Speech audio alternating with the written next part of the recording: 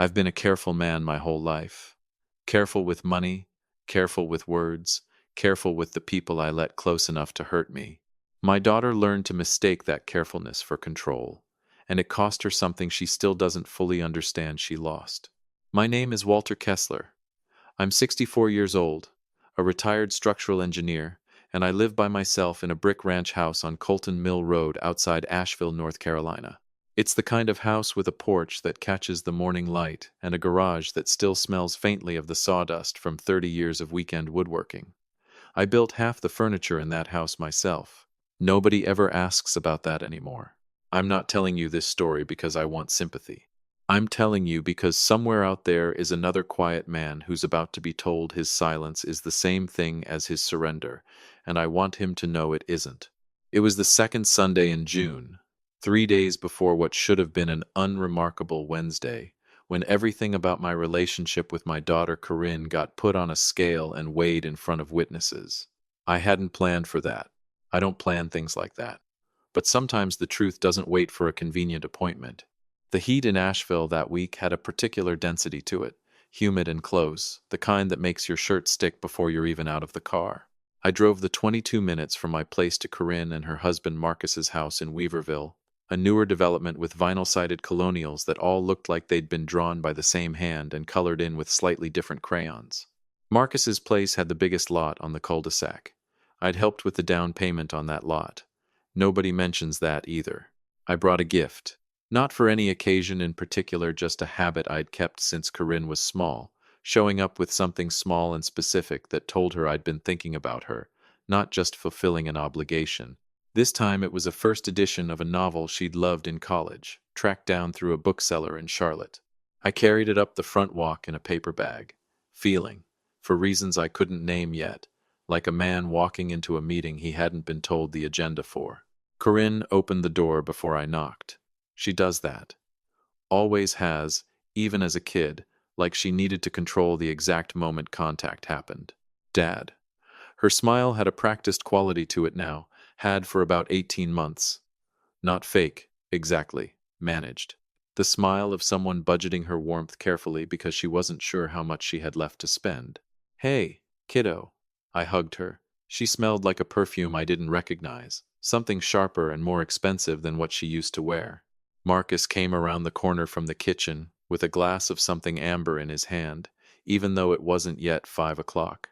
He had that particular walk some men develop once they decide they've arrived somewhere important, shoulders back, chin slightly lifted, like he was permanently being photographed for something. Walter. He clapped my shoulder instead of shaking my hand, which was new. Something about it felt like a message, though I couldn't have told you what the message was yet. Marcus. Dinner was in their dining room, the one with the chandelier that probably cost more than my first car, the one they used for company and nothing else. Corinne had made a pot roast, my favorite, or what used to be my favorite before she stopped keeping track of things like that. I noticed the gesture. I notice everything. It's a habit 30 years of checking load calculations will beat into a man. You learn to see the small numbers that don't add up before the whole structure gives way. We were maybe 15 minutes into dinner, talking about nothing, when Marcus set his fork down with a deliberateness that told me he'd been waiting for an opening.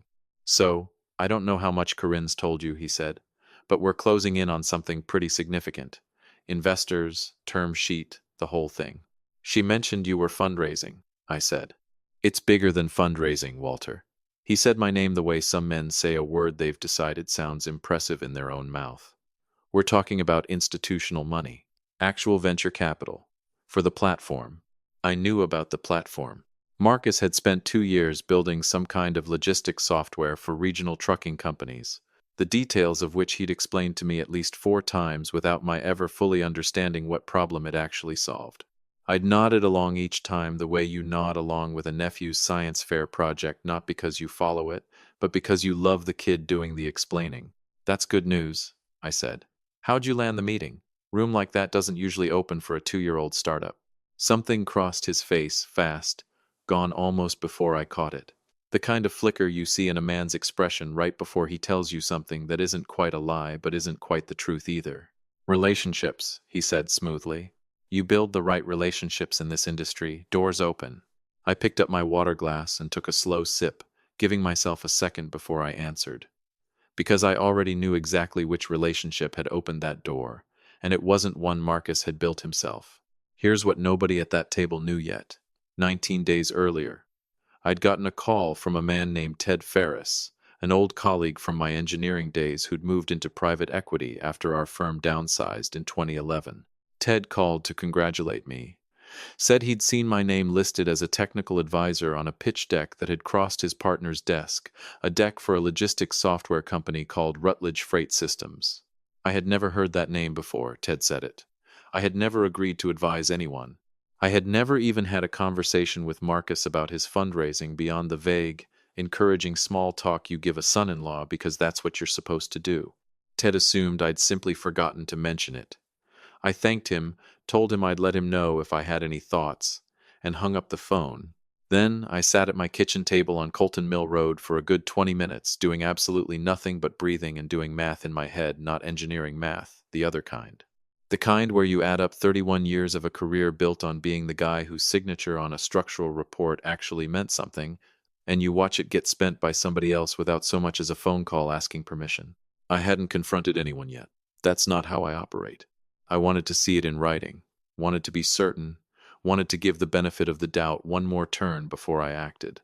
So I asked Ted, casually, if he could send over the deck. He did. And there it was on page 6 under Advisory Board, Walter Kessler, P.E. 30-plus years, structural and civil engineering leadership, former principal at Hargrove and Associates. My name, my credentials, my 31 years, deployed to make a room full of venture capitalists believe there was engineering rigor and adult supervision behind a piece of software I had never once reviewed. I didn't call Marcus. I didn't call Corinne.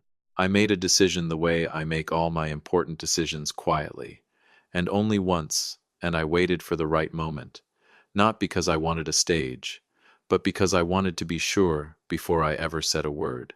That moment arrived at their dining room table, 15 minutes into pot roast, with a chandelier throwing soft light across a lie I'd been carrying folded in my jacket pocket since I walked in the door. Marcus, I said, keeping my voice level, I need to ask you about something. He looked at the folded paper I set on the table. His jaw did something small and tight. What is that? Corinne asked, glancing between us. It's page 6 of the pitch deck for Rutledge Freight Systems, I said, unfolding it and smoothing it flat with my palm. The advisory board slide. Silence. The specific kind of silence that has actual mass to it, that you can feel pressing on your chest. Dad, what? I never agreed to this, I said, still calm, still even. The way I've trained myself to stay even when a beam calculation comes back wrong and panicking about it won't fix a single thing. Marcus never asked me, never mentioned it. I found out because Ted Ferris called to congratulate me on something I had no idea I was part of. Marcus set down his own fork. Walter, look, it's not as simple as, I'm not finished, I said. First time in my life I think I'd ever said those exact words at somebody's dinner table. I want my name removed from that deck, from every version of it, from anything that's already gone to an investor, by end of day tomorrow. Marcus leaned back in his chair and exhaled slowly through his nose, gum man recalibrating, buying himself time to find his angle. Then he looked at Corinne, and I watched something shift behind his eyes, watched him make a calculation, watched him choose which weapon in the room was sharpest. Corinne, he said, and his voice went soft in a way that sounded rehearsed, injured. Your father is trying to blow up the biggest opportunity of our lives, the night before we sign. That is not what's happening, I started. He's worked 2 years on this, Dad. Corinne's voice was climbing already. 2 years. And you're going to sit at our table and threaten to torch it because what? Because he forgot to ask? He used my name and my license without permission, Corinne. That's not a paperwork oversight. That's fraud. It's an advisory credit. It's not an advisory credit if I never advised anything and never agreed to be listed. She stood up so fast her chair scraped hard against the hardwood. Corinne has her mother's eyes when she's furious wide, absolutely certain, and somehow more frightening for how much they still look like they belong to someone who loves you. You want to do this? Fine. Her voice shook, but there was a hard edge underneath the shaking. Then, here's where we are. You apologize to Marcus right now, tonight, at this table. You tell him you're behind us, or you can find somewhere else to be part of this family, because I am not going to keep choosing between my husband and your ego." The room went completely still. I looked at my daughter, the same girl I'd taught to ride a bike in a church parking lot, the one I'd sat with in an ER waiting room after her wrist fracture at 14, the one I'd hugged and cried with at her college graduation because I was so proud I couldn't get a full sentence out, and I saw something I'd been avoiding seeing for a long time. She didn't need protecting from Marcus. She was standing right beside him, arms crossed the same way he crossed his. Marcus's smirk was small, controlled, the expression of a man who has watched people fold under pressure before and fully expects this to be one more instance of the same. I stood up slowly, looked my daughter in the eye. "Watch how fast this falls apart without me in it." 6 words. Quiet. I picked my jacket up off the back of the chair, walked to the front door, and didn't look back, even though every part of me wanted to. They thought my silence meant I was going home to nurse a wound. They had no idea I was going home to make exactly one phone call. I got back to Colton Mill Road at 7:14 p.m. I know the time because I looked at the clock on the stove the second I walked in, the way you do when your body wants to mark the moment something ends. The evening light was coming through the kitchen window at that low gold angle that makes everything look calmer than it actually is. It was not calm. I set my keys down, sat at my kitchen table, didn't turn on the television, didn't call anyone.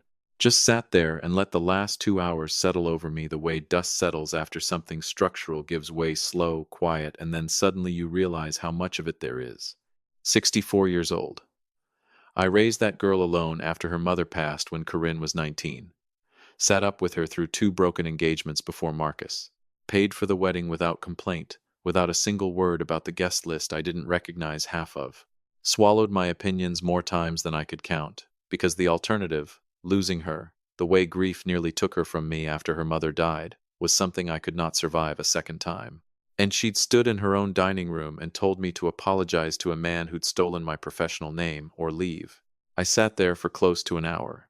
And somewhere in that hour, something that had been wound tight in my chest for years just let go. Not snapped, not exploded. Released, the way a man sets down a load he's carried so long he forgot it wasn't part of his own body.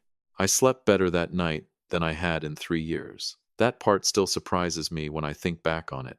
Monday morning I dressed the way I used to dress for site inspections. Pressed shirt, good boots, because some phone calls deserve to be made standing up straight even if nobody's watching you make them. I had one call to make. His name was Arthur Pruitt, 72 years old, senior partner at a regional venture firm called Brightline Capital, and a man I'd known since 1994 when we served together on a county infrastructure review board. We'd had lunch twice a year for the better part of 3 decades. He'd spoken at my retirement dinner. He was the kind of man who'd spent 50 years in this state's business circles without a single mark against his name, which meant he understood exactly what it cost to protect one. I dialed his direct line at 8:40. He picked up on the second ring. "Walter Kessler, tell me you're finally taking up golf." "Not quite, Arthur. I need 10 minutes, and I need you to hear this clearly, because I should have called you the moment I found out." A pause. When Arthur spoke again, the warmth was still there, but underneath it was something sharper. Attention. "Go ahead." I told him everything. Calm, sequential, no editorializing. I told him my name and license number appeared on the advisory slide of the Rutledge Freight Systems deck his firm was reviewing for term sheet approval. I told him I'd never been consulted, never agreed, had zero professional relationship with that company or its product. Then I told him the part that actually mattered. "Arthur, you've known me 30 years. My license means something or it doesn't. And I won't let it get borrowed to open a door I never agreed to walk through." Silence on the line. Not an uncomfortable silence, a processing one. "Are you prepared to put that in writing?" he finally asked, and his voice had gone quiet and measured in a way that told me he already understood exactly how serious this was. "You'll have a signed statement by noon." I typed it myself, printed it, drove it to Brightline's office on Biltmore Avenue before 11.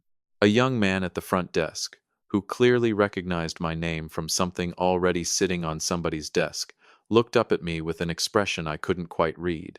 "Mr. Kessler, we'll get this straight to Mr. Pruitt." "Thank you," I said, and left. I want to tell you I went home feeling triumphant, That's not what happened. I went home and felt the grief of it instead. Because here's the thing nobody warns you about: when you finally stop holding something up, the weight doesn't just vanish, it falls. And things underneath it get crushed on the way down. One of those things was the picture I'd been carrying for years of my daughter and me being fine, of having made it through her mother's death and her rocky 20s, and come out the other side with something real, still standing between us. I sat at that kitchen table and thought about a 6-year-old girl asleep in my truck after long drives home from her grandmother's, how I used to carry her inside so she wouldn't wake. I gave myself that Monday evening to feel all of it, no shortcuts. Tuesday, I got up and moved forward. What happened next, I didn't engineer, and I want to be clear about that. I made one phone call and delivered one signed statement. I didn't contact Marcus's investors directly, didn't call his partners, didn't post anything anywhere. I told the truth to one man with the authority to act on it, and the dominoes did the rest on their own. By Tuesday afternoon, I heard through Ted, who had his own sources in the regional finance world, that Brightline had paused the entire term sheet process pending an internal review of the deck's representations. Legal had been looped in. Their diligence protocol got triggered automatically the moment a listed advisor's credentials came back unverifiable. They didn't just pause the deal, they flagged the file, which meant Marcus's name was now attached to a documented instance of misrepresenting professional credentials in a formal investment pitch. And in a regional business community where everybody who matters knows everybody else, that kind of flag doesn't stay quiet for long. It travels the way bad news always travels in small professional circles, fast and with interest attached. By Tuesday evening, 2 other investors Marcus had been quietly courting on the side had gone dark. No returned calls. No answered emails. The professional version of a door shutting politely but firmly in your face. Ted called me Tuesday night. "Walter, I don't know exactly what you said to Pruitt, but it landed." I just told him the truth. Ted exhaled. Well, the truth apparently had somewhere important to be. Wednesday morning, my phone started ringing before I'd finished my first cup of coffee. Marcus. I let it ring through to voicemail. Not yet. He called again 20 minutes later. Then again after that, then sent a text. "Walter, we need to talk. This has spiraled, and I think there's been a misunderstanding." Misunderstanding.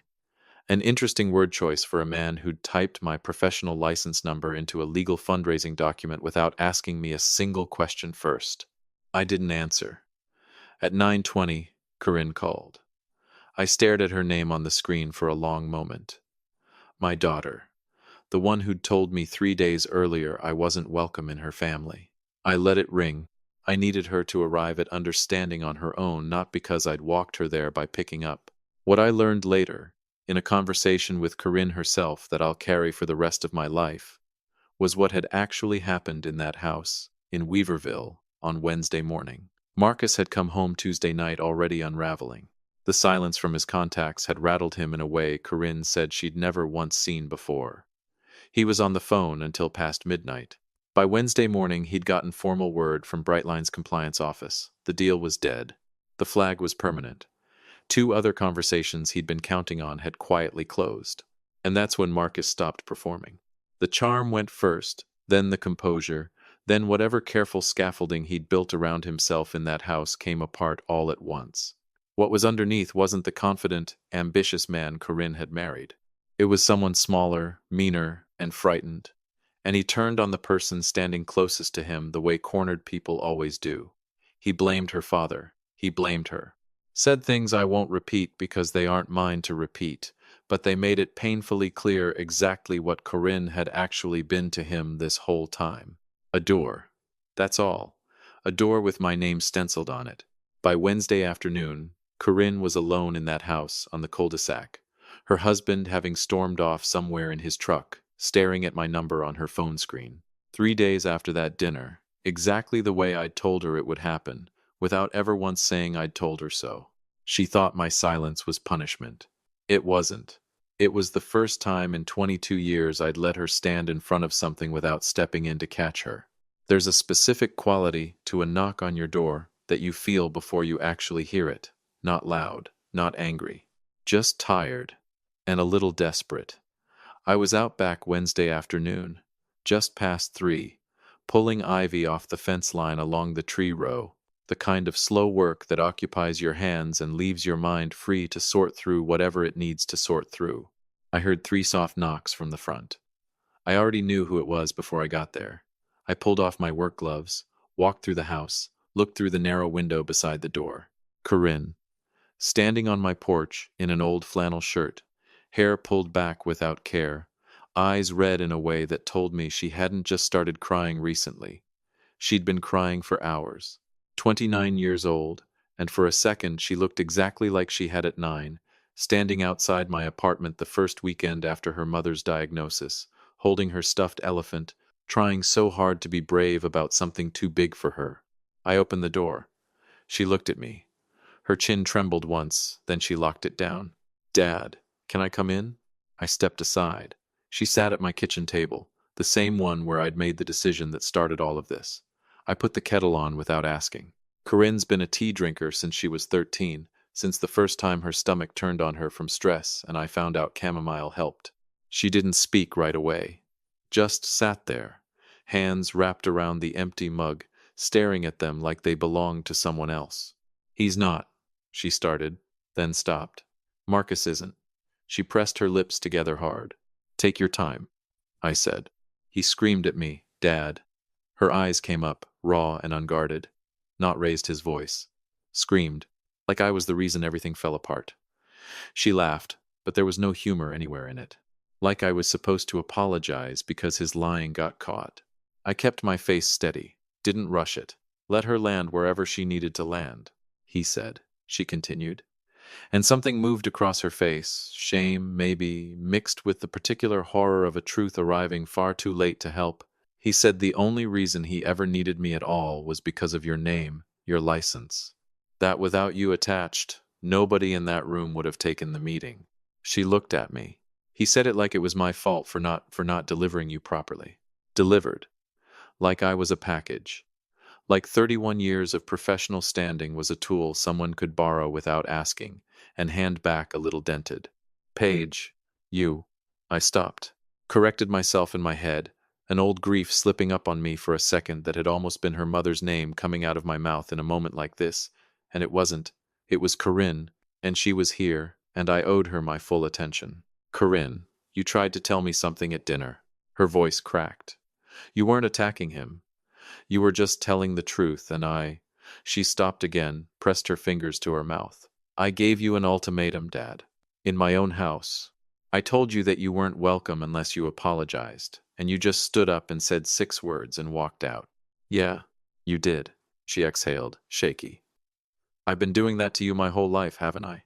Every time things got uncomfortable, every time I didn't want to hear something, I made you choose between telling me the truth and losing me, and you always chose me." She looked up. "I called that love. It wasn't fair. It was never fair to you." There it is, I thought. The thing I'd been waiting years to hear. Not because I needed the validation, I'd stopped needing that somewhere around 58, but because she needed to say it out loud, for herself. Once. "No," I said carefully. "It wasn't fair." She blinked, like she'd expected something softer. "I love you," I said. "I have loved you every single day of your life, including Sunday, including today. That has never once been in question." I leaned forward slightly. "But I made a mistake for a long time, Corinne. Every time you threatened to pull away, I folded. I told myself I was protecting you. What I was actually doing was teaching you that my own limits didn't matter, that if you pushed hard enough, I'd move every time." She was very still. "Marcus learned that lesson too," I said. "Probably from watching us." That landed. I saw it land.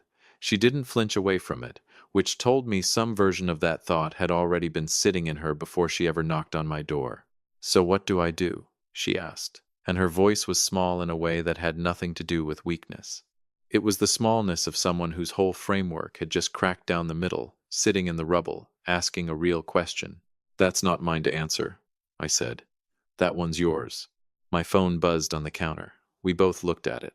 "Marcus." Her jaw tightened. "He's been calling you all day." "I know. Are you going to answer?"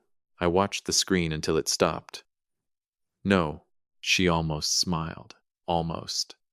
A few minutes later, a voicemail notification appeared. and Corinne looked at it and said quietly, "He called me over 30 times between last night and this morning.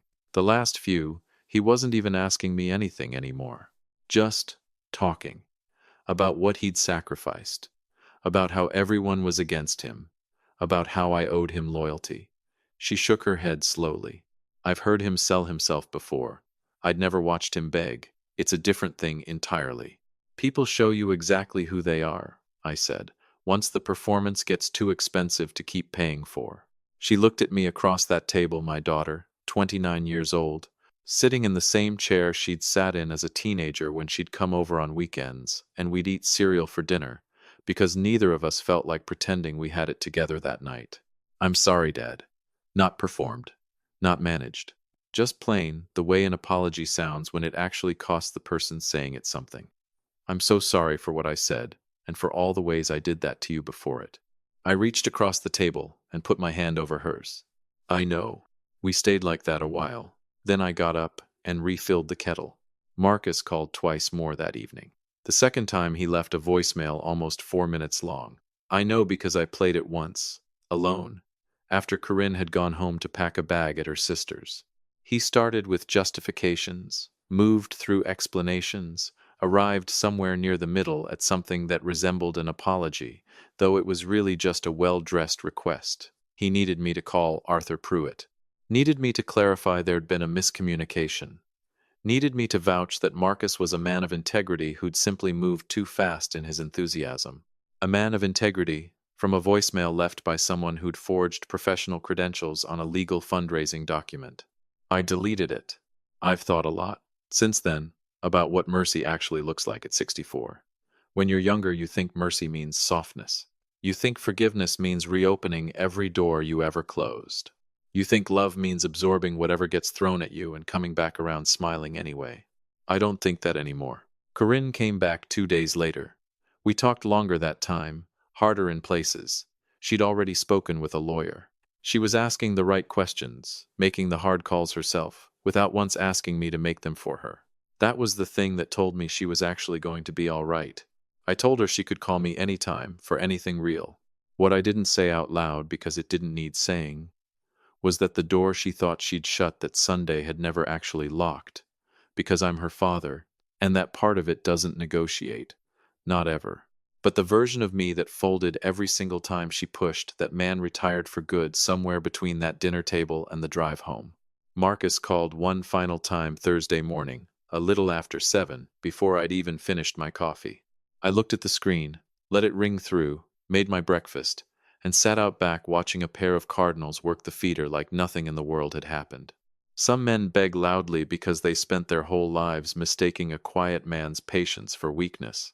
They never seem to understand, right up until the very end, that the quiet ones usually know exactly what they're holding and exactly when they're finally ready to set it down.